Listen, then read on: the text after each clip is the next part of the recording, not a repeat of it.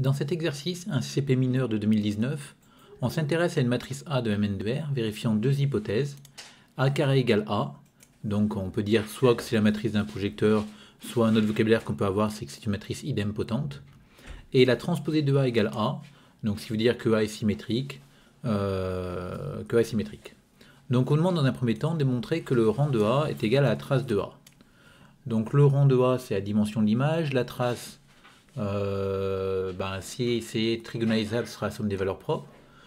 Donc on essaye d'y voir un lien entre les deux, mais c'est vrai que déjà, comme A carré égale A, on peut dire que A c'est la matrice d'un projecteur. Donc son spectre c'est 0, 1.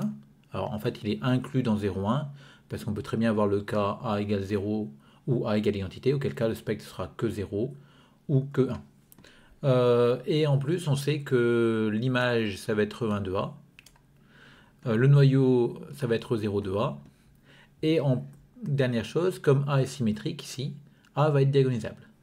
Donc vous voyez, avec les conditions données par A, on sait quand même beaucoup de choses sur A. Et du coup, comme elle est diagonalisable, on va voir que la valeur propre 1, ici, sa multiplicité sera égale à la dimension de 1 de A. Donc elle sera égale au rang de A.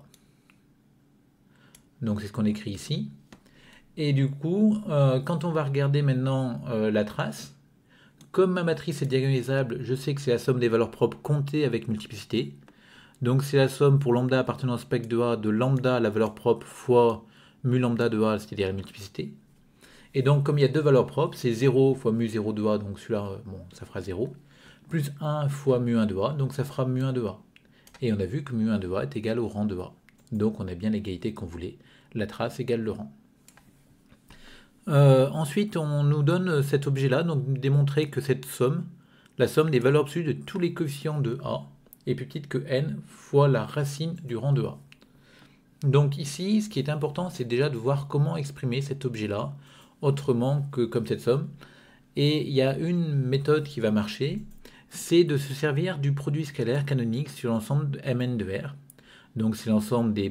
Enfin, A, B scalaire C, ce sera la somme des BIJ, CIJ, ce qu'on peut aussi écrire comme étant la trace de B fois transposée de C. Donc c'est un produit scalaire qui est tout à fait habituel. Il faut déjà d'ailleurs savoir démontrer que c'est un produit scalaire, quelle que soit l'écriture qu'on a choisie. Bon, alors une fois qu'on a ce produit scalaire-là, l'idée, ça va être de poser la matrice M, qui sera définie par ses coefficients M et J, qui valent 1 si A et J est positif, et moins 1 si A et J négatif. Ainsi, quand on regarde cette somme de toutes les valeurs absolues de A et J, en fait, ce sera la somme des A et J fois M et J. Parce que A et J fois M et J, ça vaudra quoi? Ça fera A et J si A et J est positif, moins A et J parce que M et J sera négatif, si A et J est négatif, et donc c'est exactement la définition de la valeur absolue de A et J. Et donc l'intérêt de cette nouvelle écriture, c'est que je peux l'avoir comme étant le produit scalaire de A par la matrice M que j'ai choisie. Donc c'est important, encore une fois, d'être capable dans un exo de voir que cette somme de tous les coefficients de A en valeur absolue peut être vue comme un produit scalaire. Vous remarquerez d'ailleurs que si on voulait faire la somme de tous les coefficients de A mais sans la valeur absolue, on aurait pu dans ce cas-là poser la matrice M dont tous les coefficients sont égaux à 1. Si on s'intéresse à la somme des carrés des A et J, on peut s'intéresser au produit scalaire de A par lui-même. Donc vous voyez, toutes ces écritures-là nous permettent d'avoir des expressions autres de cette somme de sommes comme un produit scalaire et du coup d'utiliser éventuellement Cauchy-Schwarz pour majorer. Donc Cauchy-Schwarz me permet de dire que ce produit scalaire c'est plus petit que la norme de A fois la norme de M, où la norme c'est la norme associée au produit scalaire qu'on a choisi. Donc la norme de M, ça va être le produit scalaire, la racine du produit scalaire de M par M, donc c'est-à-dire la racine de la somme des MIJ carrés. Comme tous les MIJ carrés font 1, il faut regarder combien il y a de termes dans cette double somme, mais il y en a n carré, en fait il y en a autant que de coefficients de la matrice M, donc ça me fait racine de n carré qui fait n parce que n est positif. Et la norme de A, c'est la racine de la trace de A fois sa transposée, donc c'est la racine de la trace de A carré, parce que A égale T de A, donc c'est la racine de la trace de A parce que A carré égale A par hypothèse, et on a vu que la trace de A était égale au rang de A.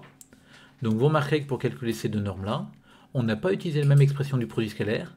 Pour la norme de M, on a plutôt utilisé cette expression-là avec la somme des coefficients au carré. Et pour la norme de A, on a plutôt utilisé l'expression avec la trace. Donc on a le choix, suivant qu'on veut garder une écriture globale ou une écriture au niveau des coefficients. Donc ça dépend un petit peu quel est le format de la matrice qu'on manipule.